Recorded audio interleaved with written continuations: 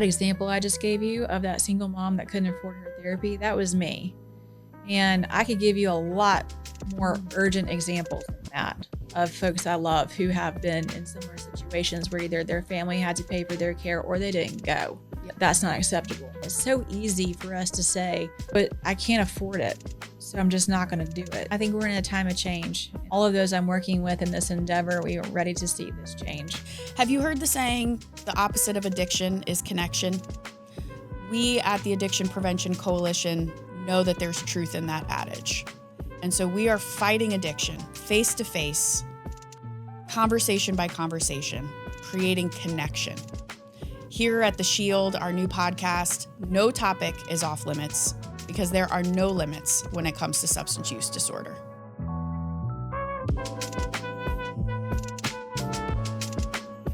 Welcome to The Shield. Here we sit, we chat face to face about all things related to mental health and substance use and how it intersects with all facets of life. At the same time, we also highlight some really cool things that are going on in Birmingham. I know that when I moved here, people are like, why Birmingham? I'm like, well, why not? And there's so many awesome things going on, especially in uplifting and shining a light on mental health, that this is really our opportunity to do that. And I'm so thankful and really excited to have with me today Liz Reed from, amongst other things, but this is your main hat right now, the Renewal Project. So welcome, Liz. Thank you. I'm glad to be here. Okay, so we're going to dive into the Renewal Project, but before we do that, this is not your first time in this studio meeting Ronnie. That's right. So you were here several years before with Art Wimberly, Yes, right? it was. And you were talking about the Enneagram, of course, because it's Art and he loves all things Enneagram. But you were also talking about your former company, right? Yes, clearly. What was that? So it was a wonderful startup that lasted for about 4 years. And the mission behind Clearly was a new way of drug testing that was dignified for empowering accountability based off of lived experience and needing to find a better way to do an old thing. Yeah. So it was a wonderful thing that we did. We were a little bit ahead of our time, but I learned a lot. And sometimes the thing is not the thing, but it's preparing you for the thing. Okay. Wow. What a great segue. So that thing was awesome. It was during COVID, right? And there was a need for it at that time. And like everything, COVID changed and then changed again and changed again. Yes. And so while that maybe didn't go the way that you had expected it to or wanted it to, you kind of got yourself into a whole other thing. It's so true. I learned so much through that experience. Well, first of all, it was an amazing experience. It's very hard. I can't even imagine, in my brain, I'm like, oh, I should start a company, but that's really hard. Right? It's very hard. And I think the best way to do it is just to surround yourself with the smartest people who will give you their time and talent and be willing to listen. But you also have to be very passionate about what you're doing. Yeah, because it's your face that's selling the thing, right? That's right. And also, you got to keep winning the sales when things get difficult. And so if you're not passionate about it, just like with anything else, yeah, it makes it really hard. So it was a roller coaster. And who knows what could come back around again one day. Right. But I will say that through that experience, it was a really cool network that came about in the field of behavioral health, mental health, and just learning an awful lot about it. So when I got the opportunity to pursue something that would let me use the skill sets, the relationships, and also kind of extend a similar mission, it was impossible not to go for it. So let's talk about the Renewal Project. Yeah. So first of all, it's Birmingham's hottest new nonprofit, right? But it's not. But it's not just in Birmingham. So That's talk right. a little bit about the purpose of its founding, the role you play, and sort of what is it designed to do?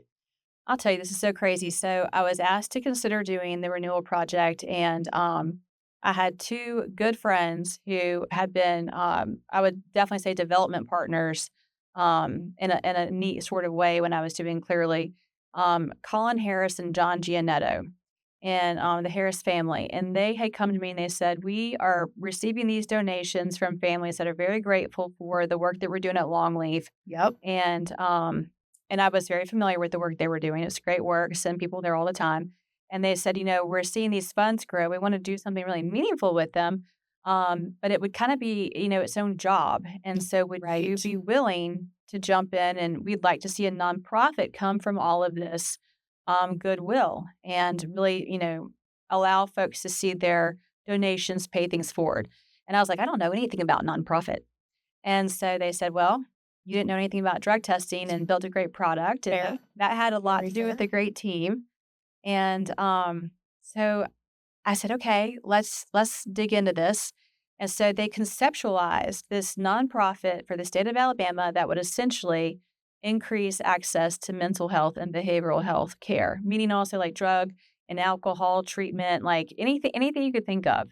And that What was about like eating disorders, gambling addiction, all that kind of stuff? absolutely. Okay. Okay. Absolutely. So, you run the gamut. I mean, depression, anxiety, bipolar disorder, anything mental or behavioral health related. And Okay. so, that really interested me because oftentimes in my work at Clearly, we would work with those that experience both. And in my lived experience, I've seen both. So I thought this is great. If we're going to do one, let's do the other. And Yeah, it's because it's so hard to I mean, let's be honest. If you're suffering with alcohol use disorder, you probably have some yeah, maybe underlying depression or mental health, or maybe like you had an alcohol use disorder and now you're stopping that, but the compulsiveness is still there. And so maybe it's transitioned into gambling or shopping or sex or sure. whatever the thing is. Yeah. It really is so true, and it's so universal. Yeah. So, that was very appealing, and so I said, "Okay, let's dig into this and see what we could do." And, they made, the very wise decision to step back and allow the Renewal Project to become its own organization so that we could really address, a statewide need. And Longleaf is really about personalized care, and they also acknowledge that it's not a one-size-fits-all, Right. which I really appreciate and respect. And so they said the Renewal Project needs to go forward and really meet those that need it, that need access to mental health care, behavioral health care where they are. And that may mean a lot of different things. And so they need to be able to, those that need the care need to be able to choose their provider, their professional. And then our job as the Renewal Project is to really bridge any financial gaps they have in getting that care. Okay, so two clarifying questions. So, number one, just say it for the folks in the back. This is not a way to fund people to go to Longleaf. Oh, yes. Thank you for clarifying. Definitely not. This is a way for someone who needs help to choose their own provider. And if it happens to be Longleaf, mazel, Great. but it could also be a million other providers. That's exactly right. Okay. We have, we are looking to and working on building a network of partner providers throughout the state who they do a number of different things, different levels of care. Maybe it's counseling and talk therapy. Maybe it's recovery residences, Yeah. sober living, group homes. Maybe Detox. yes, thank you. Okay. Exactly. Okay. Partial hospitalization, which is Got it. also called PHP or intensive outpatient IOP. So again, just coming back to it's not a one size fits all. We really want to meet people where they are. And if we can, get to them before they get to a point of crisis. Sure. So Okay. So, not just Longleaf specific or BR Birmingham Recovery Center specific, but that's where the roots that's where it started, but now it's evolved into this, which is yes. what you are the executive director of. Yes. Okay. And then second clarifying question, because I've had folks ask me already, which is a good sign, right? That people are catching wind and just want to clarify. The money goes to the individual or to the entity. And then the second question would be like, if it goes to individuals, are individuals applying? Or if it goes to the entity, does the entity apply? How does all that work? Thank you for asking that. So the way it is going to be working, because we're working on our launch right now, is the individual goes to the provider or professional of their choice, their counselor. It could be a sober living, Sure. wherever they're going. and they are seeking help, and they are ready for help, ready and willing. And, the provider professional comes back and makes a recommendation on their care. And they also, make sure the fit is right. And then they determine what the care will cost. In some cases, there could be, they may take insurance. In some cases, they may not. Yeah. If that person, if that individual has a financial hardship and they cannot access their own care, that is where the Renewal Project comes in. And that provider professional would then at that point say, hey, here's an application you can fill out. Got it. Okay. Here's how we can help you with your next steps. The reason why we are starting that way is because our organization does not assess need. Understood totally. We really are there to make sure that once you're ready and willing, we just want to make sure you're able. So that's the main things, and that's why we have to have a really strong partnership with our provider partners. So that's how the flow works. You would fill up, but we have to raise awareness with families across Alabama because we don't want someone to sit at home and not go. Correct. And say, oh, I don't think I can afford it. I mean, we want you to go. And so our job is to make sure people understand the resources are there, both on the sides of the Alabama residents in need and then also on the provider side. Yeah, so you're in full outreach mode right now. We are. Because you're awareness. wanting individuals and families to know that you all exist so that they do see they are not sitting at home thinking, as you said, well, I really want to access fill in the blank, but I can't because I don't have the money. Right. So you need to reach those individuals and families. But at the same time, I would imagine you're also doing a lot of education for the providers themselves, letting you know that you exist, what you're there to do, what you're not there to do, that you're not just like trying to start, as you said, diagnosing people and telling people where to go. Yes. Right. We don't make recommendations. We do not make any type of diagnosis. Alabama is short on resources. Yes. And so that's a big thing for us. So we have to sure are. So we have to make sure that we are collaborating with as many people, providers and professionals as we can in this space. We just can't work with enough good folks doing, quality care. And so we're getting the word out both with our potential candidates. We will do a soft launch this fall. I was going to ask. Okay. And then hard launch in probably January. Will this all be out on like socials or website or okay? And also just in local and state media. So that was one of the things we're like, how do we get the word out? But we don't want to get too far ahead of ourselves, because there are people today that need this kind of help. Yeah, for sure. So, but can I tell you something kind of cool that happened? Let's go. So, I don't know if people know this. Having startup experience, I was like, okay, startup's hard. And now I'm going to do a startup nonprofit. Yeah. Here we go. You are a glutton for punishment, my friend. Yeah, it's it keeps it interesting. So one of the things I found is that when you are doing a startup nonprofit, well, you have to raise money for a nonprofit. Yes. Do you know what's really hard to do when you're doing that is to raise money when you don't have a tax deduction because you are a startup and you're waiting for IRS approval. So IRS unfortunately does not work as fast as we would like them to. They're a little short-staffed. We'll just be kind and say that. Yes. So I found myself. It was very interesting, very similar to kind of like my first experience, where I was like, this is going to be really challenging, and I'm going to have to find the right partners and the right people that, one, care about this as much as we do, and two, can also give mentorship and help. So you probably know where I'm going. I do. So I have to tell this. It's so cool. So I have a board member named Carrie Wimberly. That name is probably familiar to a lot of people who listen. She's a rock star. She is pretty damn amazing. She is so special. And so I had obviously crossed paths with her clearly. So, and everyone felt like she was a great person to be on our board. Makes perfect sense. Yes. And so, and also I was very familiar with the Addiction Prevention Coalition and the great work that you all do. And so it was a really cool thing. And great stories always have certain points in the story where things just really come together. And I'll never forget when I called Carrie and I was like, I've been reading about this thing called a fiscal sponsor that a startup nonprofit can do. And it's critical because it can help them raise and develop their organization under the umbrella of an organization that knows how to do all of the things.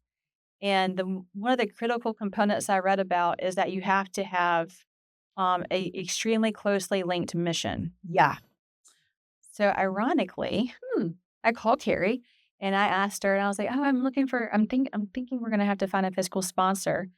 And I was just about to tee up my ask with her, and out of her mouth, she said the most amazing thing. She said, "Do you know, I have a thought." And I said, "Oh, what are you thinking?" And she said, she's like, "Have you met Nichole Dawsey?" And I knew of you through watching you on podcasts and things like that. And I said, "Well, I have not met her."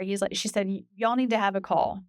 And then that's when you and I got on the phone, I think 24 hours later, if even.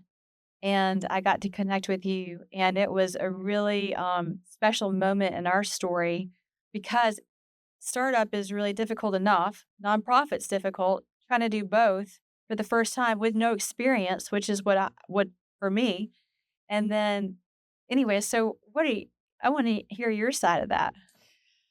So I think fiscal sponsorships are the future of nonprofits for lots of reasons. I think one is that it really allows grassroots efforts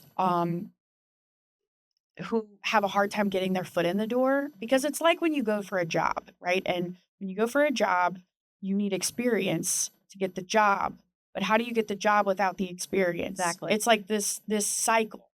And a lot of folks, particularly organizations that are led by women or people of color, are doing the work, but have a hard time like becoming quote unquote legitimate. Yeah. Right. And so, and then as a result, you have certain nonprofits that get bigger and bigger and bigger, and certain ones are doing the work, but have a really hard time scaling or even incorporating or acquiring board members or donors or whatever. So in St. Louis, I had the privilege to be my organization that I led. We were fiscal sponsors for several organizations. And it's more than, as we talked about, it's more than pass through. Now, if you want pass through, there are a million nonprofits that would have done that for you, I think, where if you just wanted pass through, hey, while our paperwork is getting finalized, would you just basically, be the name on the paperwork, process the donation, and and then that's it. And that's legitimate. But I think what you and I were interested in, and what I'm interested in, and quite frankly, what funders are interested in, and donors are interested in, is really like a reciprocal relationship where there can be mentorship, there can be idea sharing, there can be collaboration, like true collaboration, where you're collaborating on not just a social media post, Oh, yeah. but like an event or getting folks into services or co-sharing space or, sharing accounting principles and Thank you. how do we learn, right? And so and what I think is really cool is that I love doing that. You were open to it. You seemed really hungry for it. And our team has been like geeked about it. So that you could sit down and have a meeting with Kristen, our comms person, and she could share some ideas, or Sonia, our bookkeeper, who is a bulldog who keeps everybody in line. Yeah. That's a privilege that we have because we've been around since 2007. And if someday when you all are, just have exploded and are doing the thing, you'll pass that on too. And I think that if nonprofits were truly collaborative in not a way that's like, oh, you can call them or here's a phone number. Yeah. And I think that's what's going to make the infrastructure stronger. And will then ultimately result in more people getting the services they need. I agree, and it's been tremendous. Like, it was so helpful to me to know I had someone to call.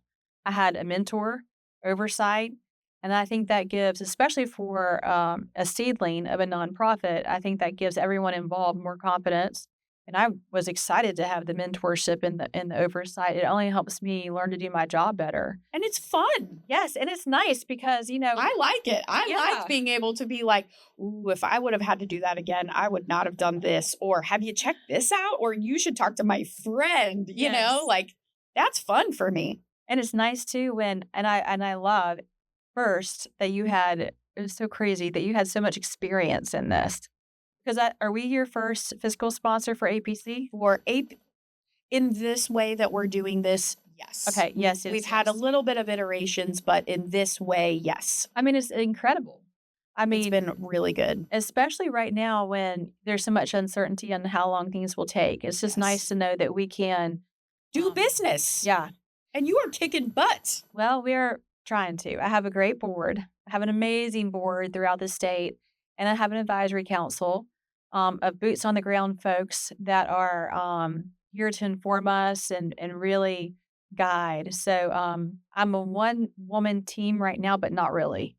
I have a lot of really amazing people helping me roll this boulder up the mountain, so to speak, because I believe that we're the first of our kind in Alabama and that we are creating financial assistance to treatment and we're not affiliated with any one particular organization. Yes.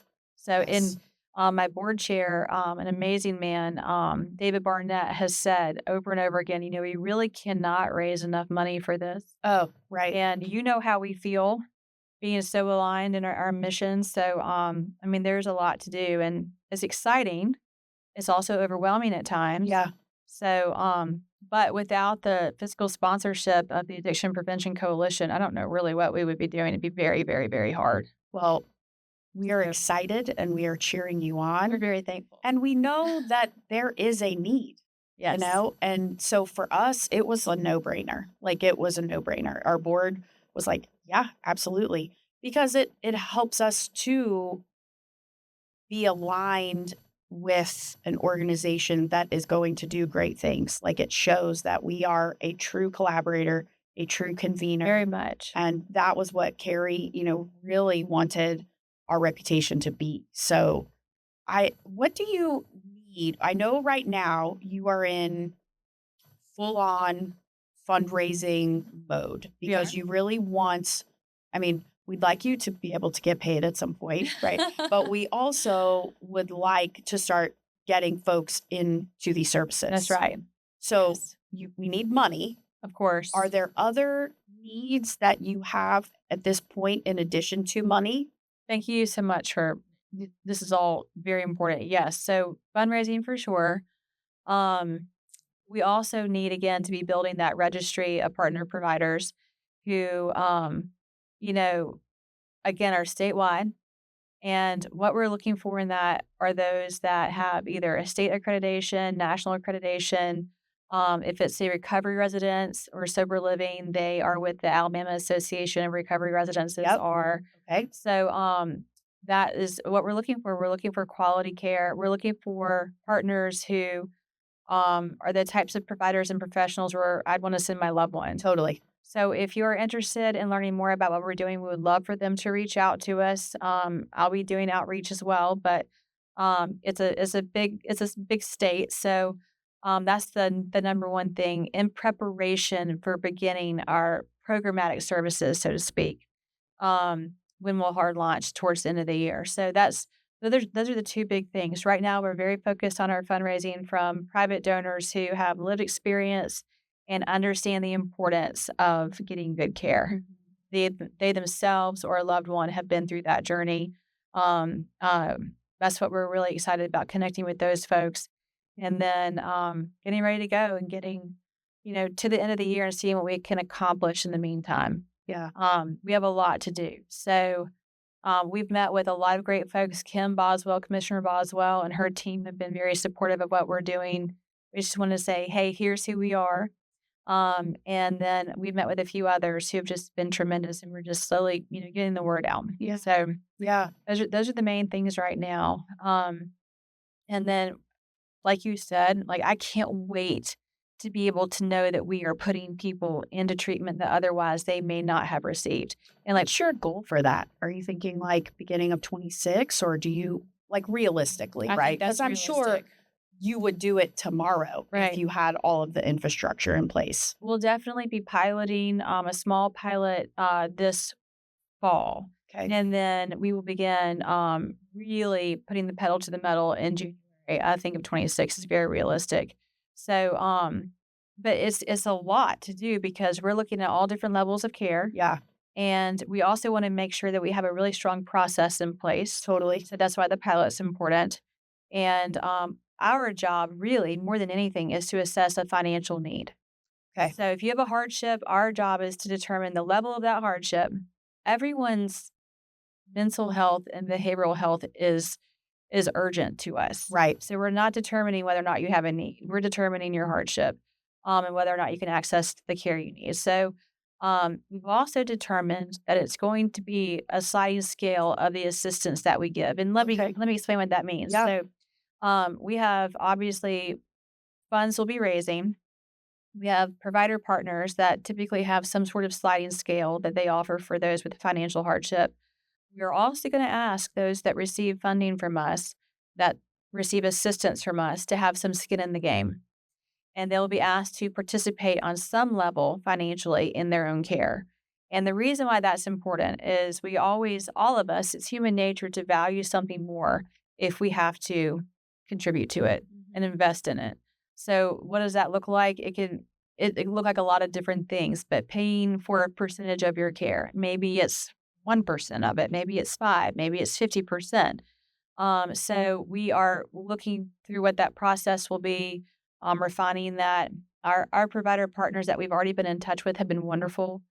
They're willing to negotiate and discount rates in order to make it more accessible for those that need care to get it.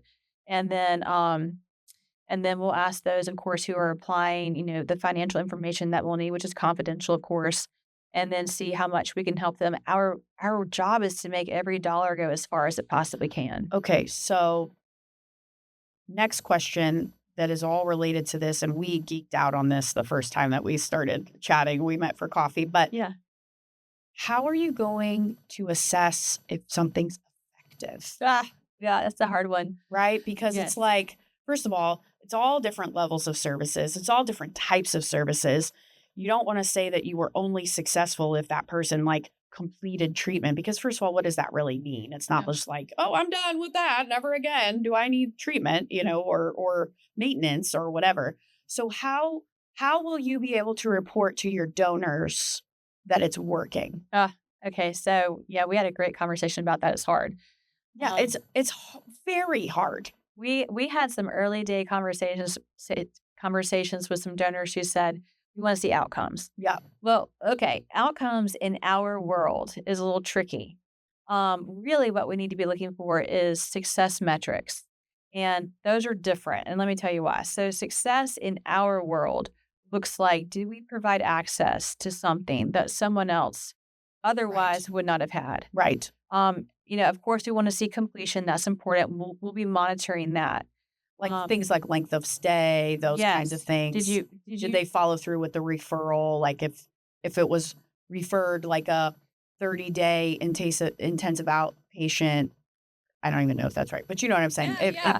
If they exited that program after the length of recommendation, like those kinds of metrics, those kinds of things. Yes, you want to see how many people can we get into care, how many people will complete their care. So we only pay for services as they're rendered. So that is important. So we are not going to be looking at paying for something and then someone doesn't complete it. Got it. So that's very Okay. important. Okay. So we pay for care as it's rendered. Which means you're also going to need pretty clear communication with the providers. Yes. Yes, Like definitely. you don't want to be hanging out there going, "Hello, what's happening with Nichole?" Like Definitely you not. need clear communication. 100%. And the important thing about that is to make it frictionless for the provider because they Totally. already have a really hard job. And frictionless for the individual too, because they don't Absolutely. want to be hung up on knowing if they're going to have to find another option or what's going on. Yeah, that's exactly right. So we're looking at different ways, and that differs per level of care. Of course. And I mean, to give you an example, a therapist who's treating, let's say, a single mother who had in their private pay, And at the lowest end of that therapist sliding scale, fee scale, let's say it's $75 an hour. And that woman needs, let's say, weekly therapy. I mean, that's at Yeah. least, right? Right. So, and let's say she can pay for 1 or 2 a month, and she's having this conversation, and then the therapist says, "Okay, what can you do? This is what it is." And the therapist knows that's not enough. And to get her really where she needs to be, wants to be, she needs to be coming weekly for, let's say, 6 months. So then that's when the therapist can give us the application, give the individual their application, and also give us their recommendation, and we can bridge that gap, so to speak. It may look like someone who needs to go to sober living and they need 90 days. Yep. And so we'll be negotiating with those sober livings, recovery residences as to how we can both work together to make that happen. So it really is about tremendously about collaboration. Yeah.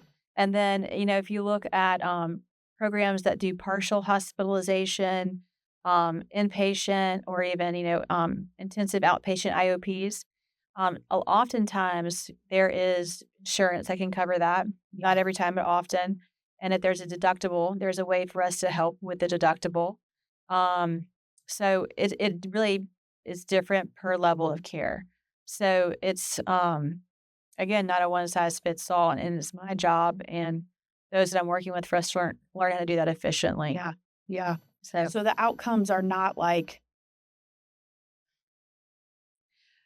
I mean, you're wanting quality, yes, not necessarily quantity. You're wanting outcomes that are truly making a difference in that person's life. 100%. So hours of therapy, Yeah. days, Got it. weeks. Sure. How many of those did we provide? How many lives did we touch directly and indirectly? So what Awesome. that means is Sure. how many parents did we Yep. help? How many kiddos? How many spouses? The whole deal. It really is going to have to be measured in those sorts of ways because when you're dealing with mental health and behavioral health, in some cases there can be full recovery. In some cases it's more of maintenance. Yeah. And so anyway, that's going to be Makes sense Yeah. to me. it's a little different than some other nonprofits the way they're able to show outcomes, if you will. We want to show access. Yeah. I love that. Should be like on your website. Yeah. That's great. So, to the extent that you're comfortable, Yeah. why are you doing this? Oh gosh, I couldn't Like- not do it. Because you could be doing anything. I mean, you ran your own company. Nonprofits ain't for the faint of heart. Okay. Yeah, it's Why? true. Why are you doing this? I feel like it was something I had to do. I never imagined that I would be in the nonprofit world. That just seemed really hard. But to be honest, I had just come from something really hard. Yeah. And I feel like there is something it does for your soul when you get up every day and you're working towards the greater good. And this is something that even the subject matter, the topic of mental health and behavioral health, I've learned so much about it. And I've had to re-examine my own. I've seen it through family and friends. I've seen it and I feel like there's just not enough that we can do. And Alabama is ranked, I think, 47th in the country for the state of our mental health. Out of 50. Mm-hmm. Yeah. And so I looked at the That's not good. stats. It's not good. And, a lot of people are trying to work to change that, but it's not just up to, the government. It's not just up to the professionals. I really believe this is like an all-in. You know what I'm talking about. It's an all-in mission. And so I felt like it was something that I had to do. I felt like I had been like strangely equipped for this. And I felt like if I didn't pursue it, that I would regret it. And it's just too important. It's touched too many people that I love. And I remember when I was going through a hard time, that example I just gave you of that single mom that couldn't afford her therapy, that was me. And I could give you a lot more urgent examples than that of folks I love who have been in similar situations where either their family had to pay for their care or they didn't go. Yeah. And that's not acceptable. And so there's nothing worse. And it's so easy for us to say, oh, I can't afford it, so I'm just not going to do it. Right. and then you suffer in silence. And then if you're a caregiver, those under your care are affected. So, um, How proud are your kids of you? oh gosh, I mean, they're like, "What are you doing now?" And so, but What are you doing now, Mom? yeah, I think that they understand the importance. And Mhm. I think that's empowering for them. And I also think having an open conversation about mental health Yeah. has got to be something we do more of. Word up. Yes. Yeah, Yes. I want to be part of that. And I don't know. I think we're in a time of change, and we want to. When I say we, all of those I'm working with in this endeavor, we are ready to see this change. So, a lot to do. Where do people go to find out more information? Well, they can go to our website, supportrp.org, to get some information on what we're up to. Of course, we have social sites, Instagram, same handle, support TRP, on Facebook, the same, and LinkedIn. And we are beginning now just to really work on those channels. So providers, you're looking to expand your provider network Thank you. and Yes. to let individuals and families know, maybe even to be part of that first pilot Potentially, project. yeah. Yes, That's okay. right. So, and all of our updates will be happening through those channels, our collaborations, the work we're doing with APC. So it's going to be great. I mean, we really are just in the infancy of this, and we've got a lot to do before we crawl and then we walk. So, Watch this space. yeah, Watch sure. this space. Here we go. Here we go. Thank you. I'm glad to be along for the ride. Oh, you're more Really. than that. But You're- seriously, it's gonna be someday when I'm on my rocker, my rocking chair, I can be like, one day I was a part of this really cool thing in Aw. Alabama. So You're so awesome. I mean, it was just tremendous to have your support. And like, I think one of the coolest things is think about lives you will touch that you will never know. totally. And it Totally. could be a stranger sitting next to you at the ice cream shop. It could be the person next to you, at the checkout line, who's not sure if their debit card's going to work and they just got to buy their milk. And, Right. they just want to be able to, and then like their son or their daughter needs to be able to go do this thing. I don't know. That is just makes you want to take on something that's really difficult. Yeah, it sure does. It makes you want to push that rock up the hill. Yes, it does. But you got a lot of people behind you, so they're not going to let you drop that ball. Yeah, that was my strategy with Clearly, and this is the same strategy with the Renewal Project. And I'm so fortunate that there are so many people that care so much about it. So I do think that we are going to make a major impact. Watch Know it. this space. Liz, thank you so much for being on. Thank you. If you liked what you heard, and I know you did, please consider rating, reviewing, and subscribing to The Shield. Thank you. Thank you.